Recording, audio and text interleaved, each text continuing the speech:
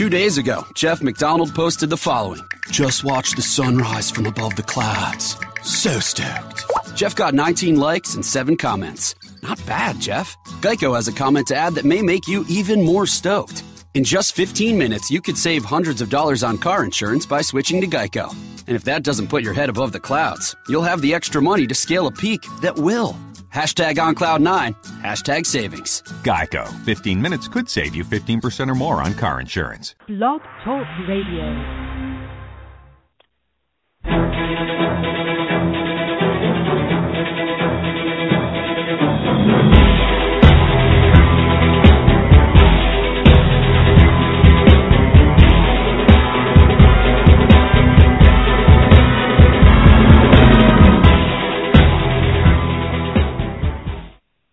Welcome to another episode of The Grueling Truth. I'm your host, Mike Goodpaster. And right now, as always, I want to introduce my co-host, Matt Andrews-Scavage. Thanks very much, Mike. Always good to be here, and it's always a privilege to talk to all these great players that we have on every week. Yeah, I mean, in the past few weeks, we've had Raiders coach Tom Flores, Roger Craig, Levon Kirkland, Leon Searcy. All those, you can go to our show page on Facebook, The Grueling Truth. They're all downloaded on there for anybody that wants to listen to it. Once again tonight, we have a great show. Before we get to that, we do have a special guest tomorrow at 2:30, which we usually don't do daytime shows, but we've got Don Majkowski, former Packer Pro Bowl quarterback. He will be on at 2:30 Eastern Time tomorrow. You can listen in then. If you're at work, you can either listen at work, or if your boss is going to get after you for that, we've got the podcast also. You can listen when you get home. Our guest tonight was named to the University of Washington All-Century team and later played linebacker in the NFL for 11 years. I would like to welcome to the show Joe Kelly. Hey, how you guys doing? Appreciate you guys having me. All right, Joe. It's great Good. to talk to you. That's what I said. We needed to get a Bengal on here because we got that 49er co-host, Matt Andrews-Scavage there, who always gives me a hard time about Super Bowl 20. Yeah, it's all right. It must be tough on you, Mike, having to deal with the 49er, man. But, we'll do it. We'll do it. Hey, you know what? It is. Life is rough enough not having to deal with that, but what are you going to do? Right. I can take the double let's team. start off. Roger and I got on Mike last time. All right. Roger was nice. You were the pain, but... Yeah, Roger's a good guy. Good dude. Yeah, Roger's a great guy, great guest.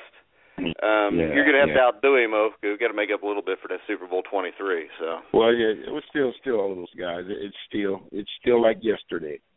It's been a long time, but it's still like yesterday. It took me until 2005 to actually finally watch that game. I never get past Stanford Jennings' kickoff return. I like to stop it right there and act like that was the end of the game. That would have been nice. That would have been nice. Yes, it would have. But let's start off. I know you grew up in California, Los Angeles area. Who would you say had the biggest influence on your football life when you were growing up? When I was growing up, my dad used to take me to go see San Fernando High School, and they had Charles White, Malcolm Moore, and Kevin Williams. And all three of those guys wind up going to USC. So, while I was playing Pop Warner, seeing those guys, it was kind of like, wow, that kind of opened my eyes to, guys from my neighborhood going to college and kind of, followed those guys while they were at USC. So as a young guy, I would actually say those three guys, seeing those three guys at San Fernando High School. Even though when I was in high school, we moved out to Los Angeles, and I wound up going to Jefferson High School.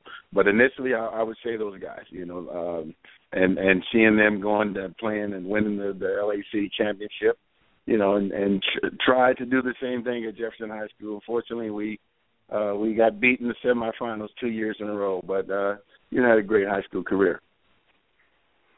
All right, coming out of high school, what made you want to go to the University of Washington? I'm sure you had offers that were closer to home.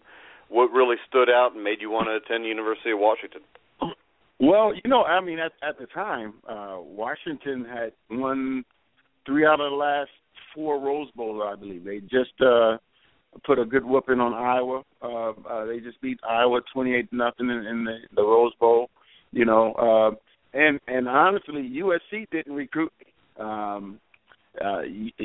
went on an unofficial visit to UCLA, but my biggest interest came from University of Oregon and University of Washington, and I actually verbally committed to the University of Oregon coach, the linebacker coach, because we got along great. But you know, the signing day, I thought about it that night, and there was no way I couldn't go to the University of Washington. I woke up and, you know, unfortunately had to tell the coach from Oregon that, you know, I'm going to be a Husky, you know, and fortunately for me, I mean, it worked out. It was the best decision I ever made in my life. What was it like to play for a legendary coach like Don James? You know, initially going when I got to Washington, I didn't, you know, I followed because they were in the Rose Bowl, but I didn't really understand or really know how legendary Coach James, you know, was at the time. I did look, and you know, I was just excited to play for somebody that coached Jack Lambert at Kent State. You know, so you know that was my connection initially. I mean, he coached Jack Lambert. You know, so it was that, and then once I got there as a freshman and pretty much been mentored by guys like Ken Driscoll, you know, Mark Stewart, Tony Caldwell, Fred Small, those guys, and then kind of, you know, getting into, you know, what it was to be a Husky, and you know the tradition in the Apple Cup playing Washington State, and then, you know, obviously, you know, being, you know, from Southern California, you know, I grew to dislike the Trojans and the Bruins, and you know, you made it a point, you know, all my 4 years, even though my freshman year, you know, didn't play, just played on special teams. But I just, you know, those are definitely circled on my calendar, you know, because of me being so close to those schools and not really being recruited. But once I got to UW, you know, it was like, oh man, this was the best decision, you know, I made ever. You know, being able to play for Coach James as well as Coach Lambright, who, you know, I probably was closer to Coach Lambright than DJ. All right, your junior season at Washington was probably one of the finest in school history. I think you guys went 11-1. You had the big Orange Bowl upset over Oklahoma. I think you ended up ranked number 2 in the country. What are some of your fondest memories of that season? You know what? Just you know, going into that season, we knew in spring ball that we had something special. DJ knew it. You know, Coach Lambright knew it. We had, you know, the collectively the players together. We knew we had something special because, you know, my freshman year, when we had, you know, all those we had some great guys, and unfortunately we lost to Stanford and wound up losing Washington State and didn't make the Rose Bowl. Even though we were preseason number 1, supposed to be, you know, national champions. That year we thought we had a chance. We knew that defensively we could play with everybody. We had linebackers that could run with DBs. We had DBs that were flying around. We had safeties that would knock your helmet off. You know, we had corners that could cover. We had a D line with, you know, Ron Holmes and, you know, Big Tone and Reggie Rogers. We know Steve Alford. We had some guys that we knew can play. We thought that we can compete with the best teams that year, you know, and the way it was, the chemistry that we had, the closeness as a team we just went in every game knowing that you know, we could win. You know, you know, back then it wasn't the J offense of the 90s, you know, where they were wide open. You know, back then it was, run on first down, draw on second down, and throw on third. So we didn't have even though we had some real good guys, Danny Green, Mark Patterson, and Lonzo Hillier, wide receiver, our quarterback Hugh Millen, Chris Chandler, Paul Sicaro, we had some talent, but our offense just wasn't. We didn't have that, that spread offense and, score a lot of points. So we knew as a defense that we would have to make some plays and some turnovers. And, it started from the spring game to the first game. We were flying around, we were making plays and having fun.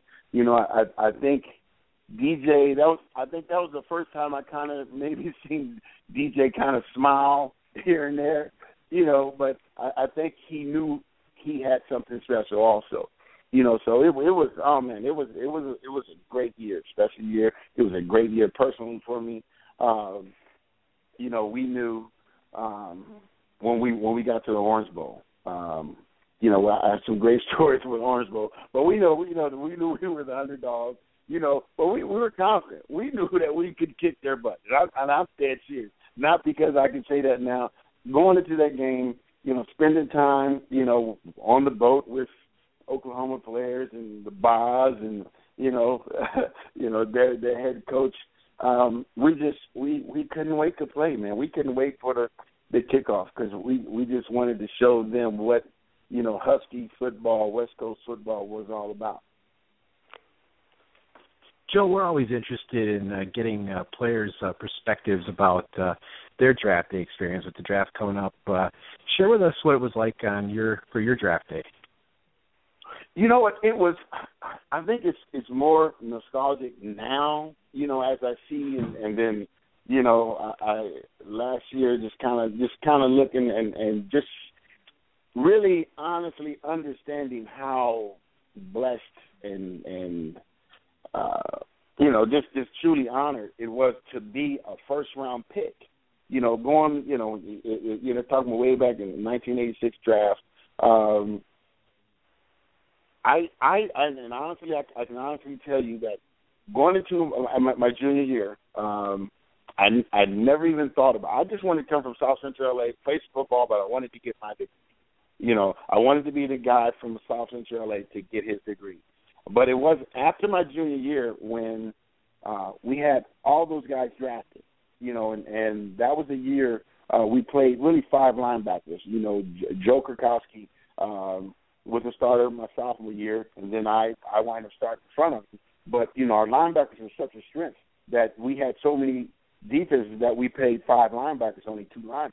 And then when Joe Krakowski got drafted, I kind of said, wow, man, I probably, I can get drafted. Because these guys that I played with, had a, statistically wise, I had the best year as a linebacker. And just seeing those guys and talking with those guys, that's when I knew that I had an opportunity and a chance to play in the NFL. And then, you never, even though you look at the polls and, these guys saying, hey, you're going to go first round, you're going to be picked here and this and that. And, coming out after the season, I wanted to play in the bowl games because I want to go to Senior Bowl. A lot of people say don't go to Senior Bowl because it's really, stringent and you guys, it's tough, But I wanted to go there because I was an undersized guy.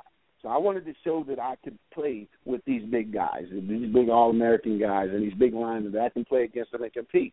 So that's why I played in the East West Shrine Game. That's why I went to the Senior Bowl. And the day of the draft, it wasn't, I was at home in my apartment, with my girlfriend and my mom, and my cousin who was my roommate. I didn't have a big fanfare of, big entourage. I was just there, and they said I'd get drafted in the first round, and it's like, okay, we'll see. And honestly, I really thought I was going to get drafted by San Diego Chargers. Bengals, Coach LeBeau had come to Seattle, and we spent some time and we went over some film, but that was it. Never talked to anybody from the Bengals ever. And actually my agent was on the phone with San Diego. They had the 5th pick and the 12th pick, I believe. And they picked Leslie O'Neal with the 5th, and they were going to pick me.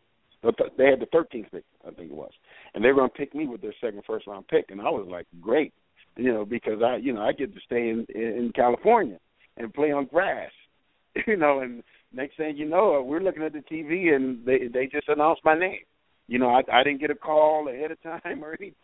It was just like, Cincinnati Bengals select linebacker Joe Kelly. And it was kind of like, it was surreal. Mom was shedding some tears, and but it was really an intimate setting. Didn't have a lot of people there. Wasn't any cameras or anything like that. And it was just a blessing. It was a blessing, and it didn't matter who drafted me. I would have played for the Alaskan Huskies. I don't care. I'd have played anywhere, man. But just being drafted was an honor, and definitely being a first round pick. I can to this day that's an honor. That I'll die with. You can't take that away from me. It was just an honor and a blessing. All right, the Bengals were known as an organization that almost every year had trouble signing their first-round picks. Did you have any problems in negotiating your contract with Mr. Brown? Boy, did I? It's a story that I can laugh at now. I was kind of disturbed initially. I knew going in, my agent's like, well, if the Bengals drafted, they're really probably the stingiest team in the NFL, and but you don't think, I wasn't thinking about that, because even lowballing, hey man, I'm from South Central LA, man. My mom's been working for $18,000 a year, so yeah. It was, I didn't think about that, and then once they did draft me, I totally left. The negotiating, to my agent, Sunwest Sports, and they were just like, well, Joe, I can't let you sign this deal because, they're basically offering you the same thing that they're offering their second round pick. And just kind of like, well, that's not right. We weren't asking for, to set the all-time highest contract in Bengal history. What he's asking for any of that. We were just saying, hey, 10th pick got this, the 12th pick got this, linebackers average this, so it was totally, in the middle. It wind up, unfortunately, as much as I was telling my agent, I don't want to be that guy. I don't want to hold out. But then when training camp started, they were literally, I think Louis Billups was the second round pick. They were offering him more than they were offering me at that time. So it's kind of like, well, just wait. We'll wait it out, and then just unfortunately I didn't sign until I think the last preseason game. So I had talked with Paul. So I fly in from Seattle, and who picks me up? Mike. So Mike doesn't say hello.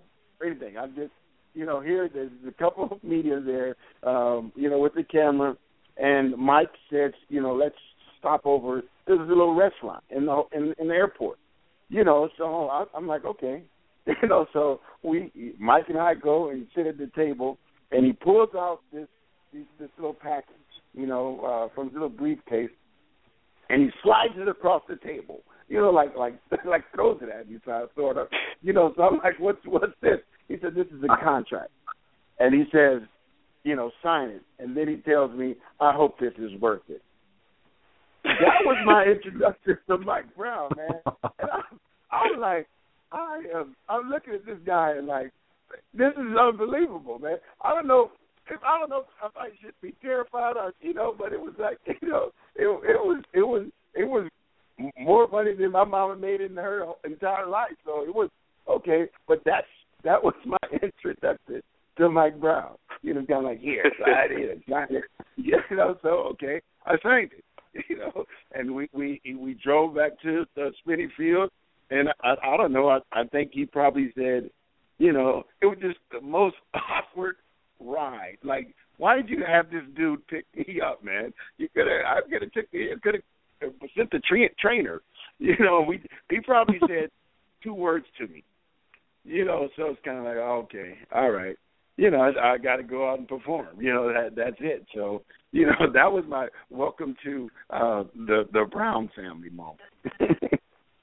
All right, so you got to meet the Brown family, plus you got to visit the Bengals plush practice facility at Spinney Field. If you want to talk about Spinney a little bit.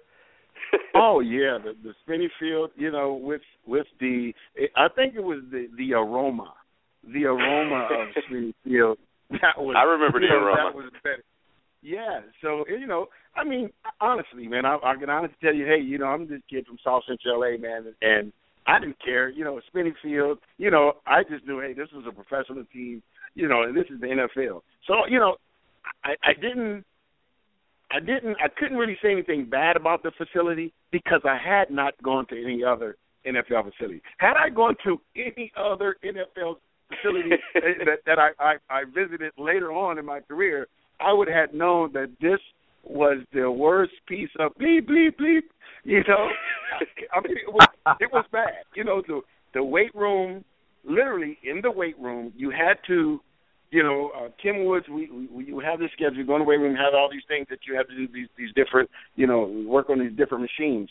And you would literally have to hop over one machine to get over to the other machine. That's how small the weight room was. You know, and then you would go out, you know, for practice in the afternoon, and you never know, you know, I mean, some days you went out there and you literally couldn't breathe. You know, you would have, I mean, sewer smell. Then it would be some foul from this, you know, every building, you know, every day it was just a different aroma, you know, and even then it was just kind of like, okay, I guess this is how it is. You know, until I got traded and I got to New York, and then I realized, you know, that well, now I guess this is what the NFL is, you know, as far as facilities, you know. So it was an experience, you know. But you know, like being that my 4 years with the Bengals, I wouldn't trade it for anything with the world. Well, despite all of the craziness that started off in your rookie year, who was the player that most influenced you as a rookie in '86? Oh, Reggie Williams. No doubt. Reg. Great linebacker. Took me the first day I got there. Reg took me under his wing. He actually, here I'm a guy, and, you know, this was my introduction, Mike Brown. You know, so I'm like, man, these dudes are mean and such to that. You know, I'm afraid to talk to anybody. You know, I got there the first day, you know, I'm in a hotel by myself, you know, don't really know anybody. You know, Reg, you know, say, hey, man, you know, be over here. You know, I'll come pick you up. Came and picked me up and took me out with his family and his kids, and, you know, went to Kings Island.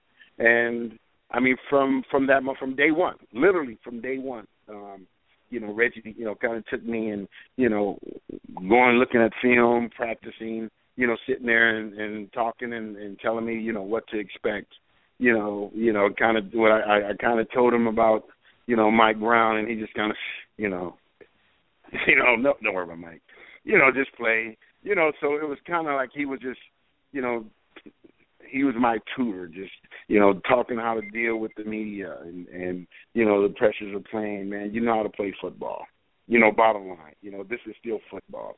You know, so it was him, and just learning how to be a student of the game, you know, and studying, because, you know, it was different. You know, NFL was a lot faster. You had, you know, the playbooks and plays were you had a lot more adjustments to make, you know. So it was, you know, Reggie kind of with him just kind of made me feel, you know, welcome and, you know, a little more calm, you know, and able to adapt to that NFL lifestyle.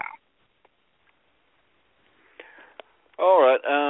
1986, your rookie season, the Bengals had a really good season, went 10-6. Yes. Then 1987 came. The bottom kind of dropped out the second game of the season. had a little questionable play calling by Coach White or Coach Weish, and then of course that was followed up by the NFL strike. Can you talk a little bit about what kind of effect those two things had on the rest of the season? For 1987? Yeah, for 87. Oh, it was tough, because it was, here is my mentor, Reggie Williams, who actually crossed the picket, but even before he did that, he called me and said, Joe, here's Reggie's in his 12th year, having these knee injuries and, not knowing whether or not this could be his last year and, just explaining this whole thing to him. And then at the same time, I'm this second year guy, I can't cross. You had so many different emotions, and I totally supported Reg 100%. But still, I still stayed in line with the union and other players. It was a weird year. You're going in. I think after my rookie year, going 10-6, just barely missing the playoffs because we all sat and watched that last game. The Jets won and knocked us out of the playoffs. But we thought we would have momentum. We going into 87, and I think just the idea that there could possibly be a strike. I think it did affect us.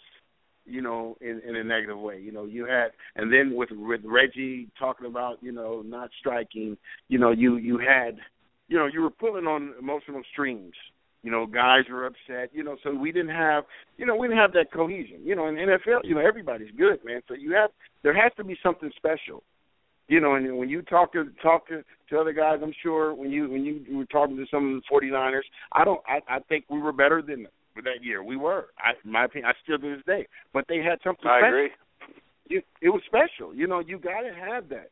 And we didn't have that 87. And the bottom fell out. And then when we came back, it was just like, I can't just say it was just play calling because you can have plays, but had we made the plays, we wouldn't say it were bad calls. It went.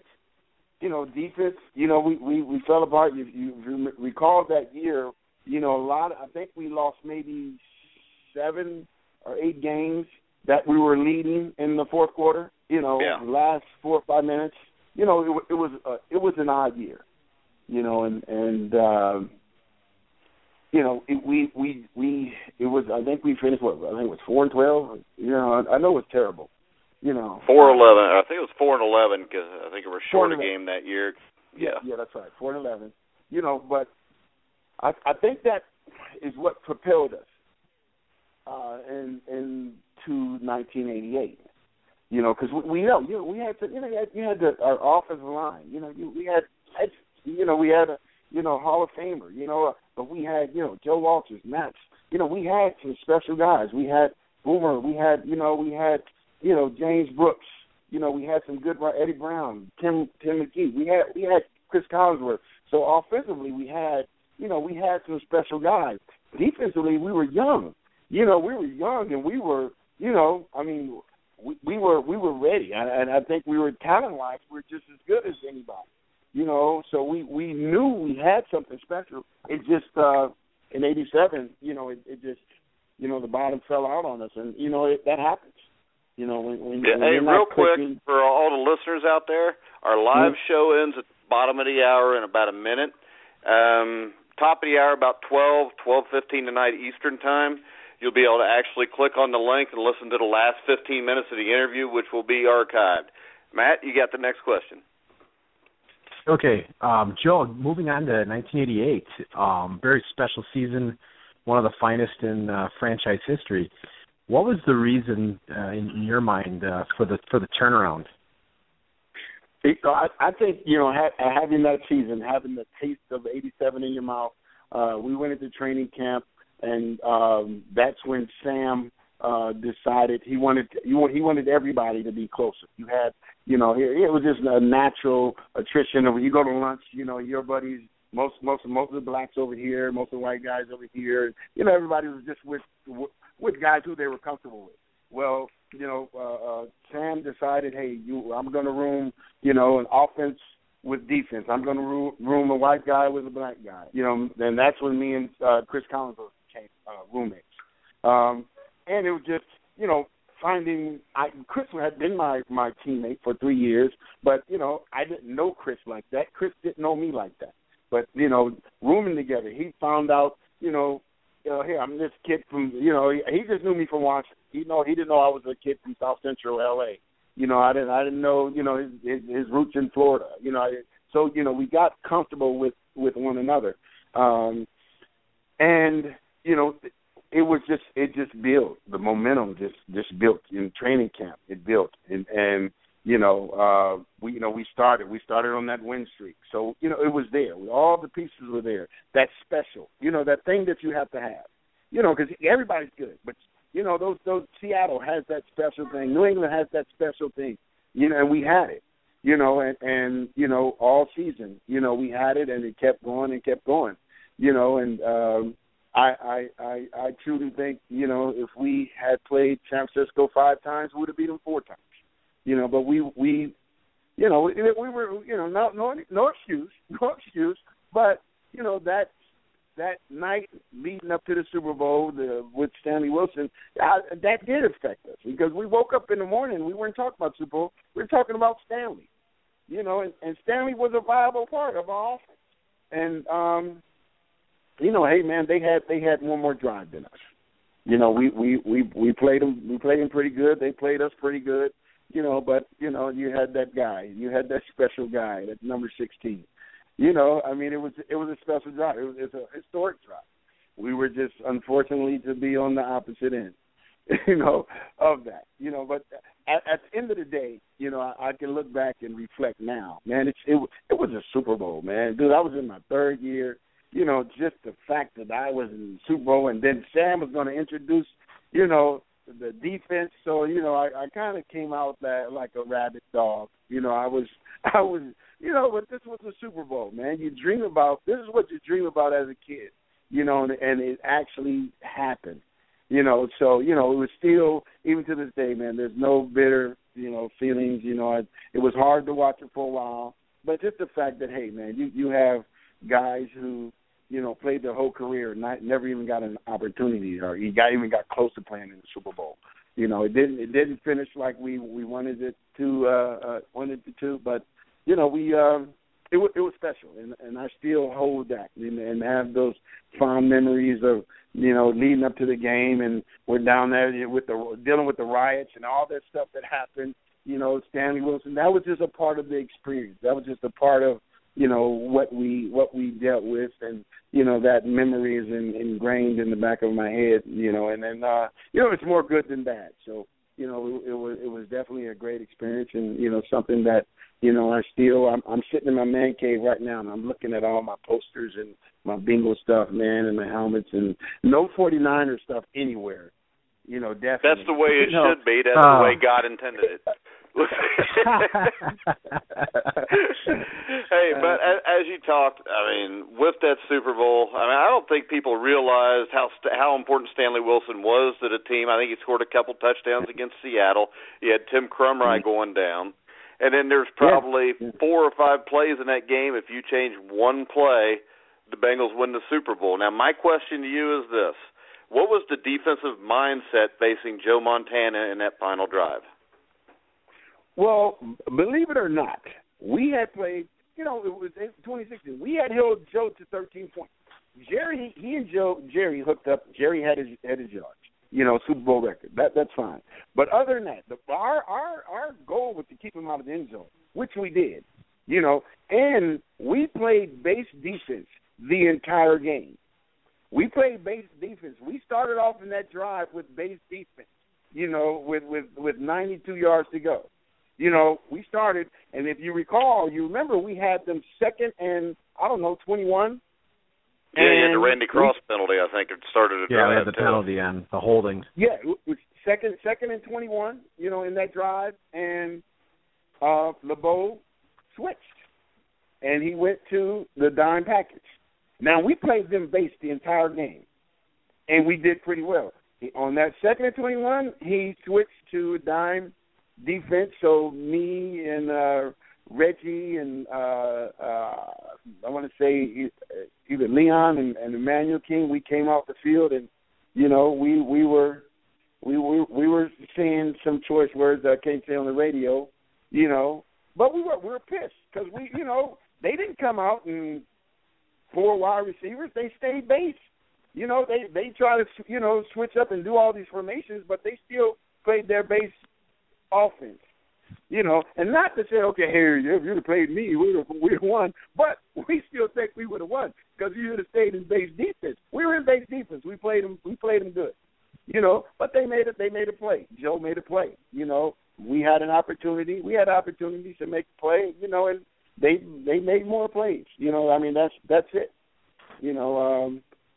I still say, that year we were the better team. We just overcoming Stan, overcoming Crumrye, even though David Grant, Big Daddy came in and Big Daddy played his butt off.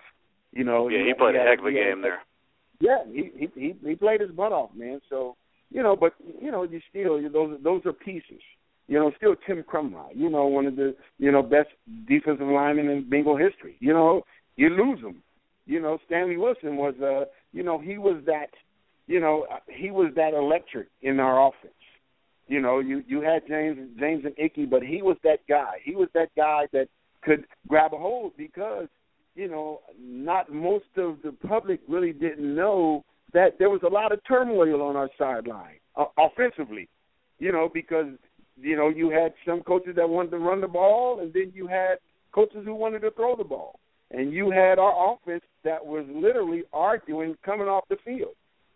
All game long.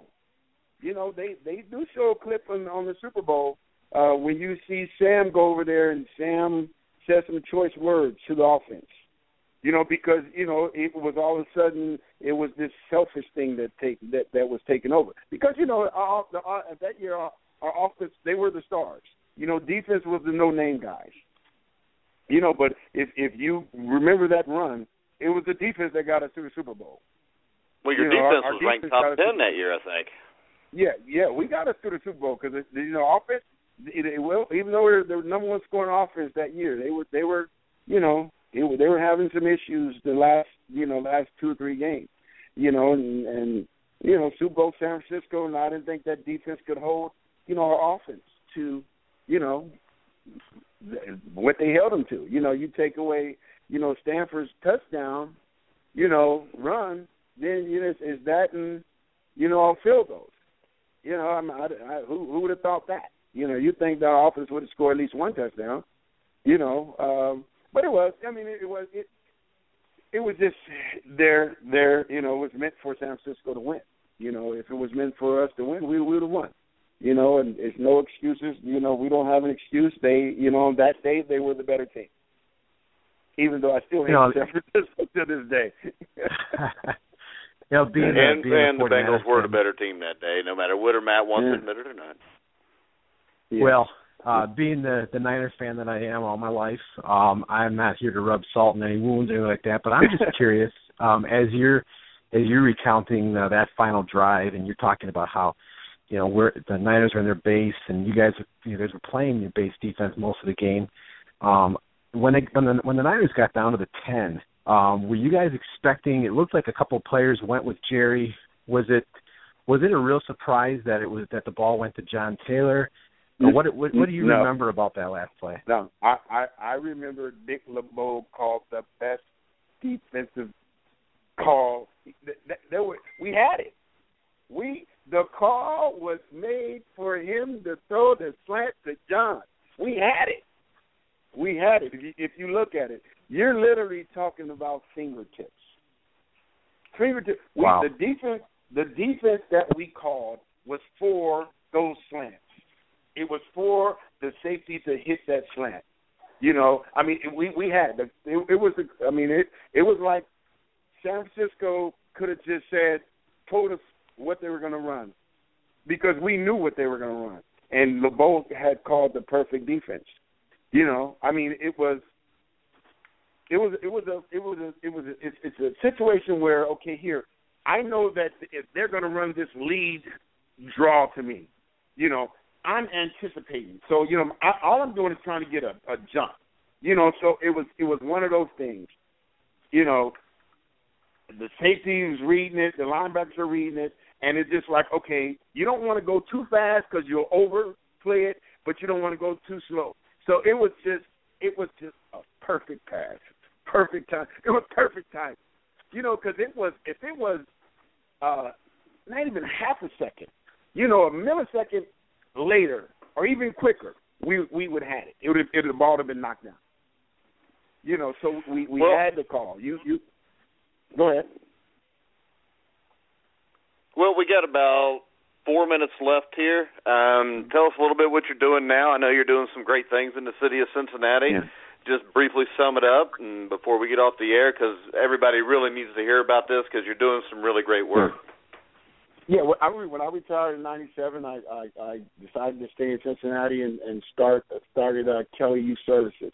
I started with a buddy of mine, Yul Pepper Jenkins, that played linebacker with me in New York.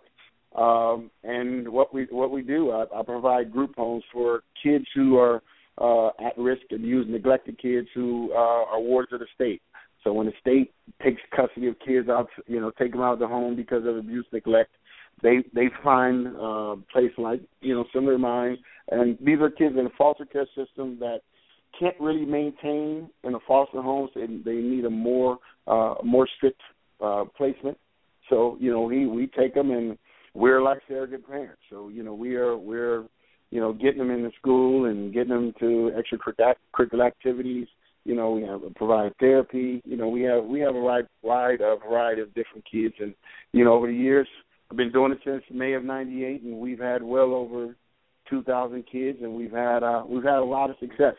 You know, so, you know, you just, you know, if you can just reach one here, one there, you know, we haven't been successful with everybody, but it's been a huge success. You know, we do boys and girls, you know, from as young as 9 years old to as old as 21.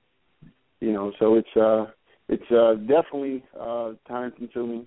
You know, but you know, I've thought about coaching. I have a lot of my buddies coaching, and every time I think about it, you know, God sends me another message. Hey, man, this is what you're meant to do. You know, so there's some tough days, but you know, there's some very rewarding days when you see your kids go on and become successful adults. And you know, I've been asked to walk some of my former girl residents, you know, down getting married and walking down the aisle. So you know, it's those kind of bonds that you have. You know, I'm a dad to, you know, so many kids don't. I would say I've probably only met maybe 10 fathers. You know, and so, you know, you do become like a dad to some of the other residents. So, you know, it's been very rewarding. Hey, it was great having you on the show. I think, in my opinion, that you've beaten Roger Craig in the interview battle, so that's a win for the Bengals over the Niners there. Yeah, no bias if you don't agree, I've got the button here. I can delete I can delete any of your comments here. I can just cut you off the air, so you'll have to agree with us, or I'll just keep talking so we win. But Joe, it was really great having you. We'd love to have you back sometime because we only got through about half the questions we wanted to ask. Okay. I mean, thanks for having me. It was great being on, man. Great being on. I definitely wouldn't mind doing it just again, but it was awesome. Anytime we can gang up on those 49ers, I'm ready. Hey, yeah, Joe, I agree. I mean, they need to be. They haven't won anything like 20 years. So just because we've never won nothing, I mean, it doesn't really mean because it's been 20 years. Yeah. Hey, Joey, I just want to say that you know, this was really great because I never really got a chance to talk to a Bengal who played in that game. To get your perspective was a lot of fun. Nothing but mad respect for your team. And it was such a great Super Bowl. I do think my team was just a little bit better, but lots of respect for you and your team. All right. Well, I appreciate it. And it was great talking to you guys, man. And anytime, man, this is awesome. You know, anytime you guys want me out. Thanks a lot, Joe. All right. Thanks, guys. You guys take care. Thanks a lot, Joe. All right. You too. Bye. Bye. All right, remember tomorrow, guys, 2:30, special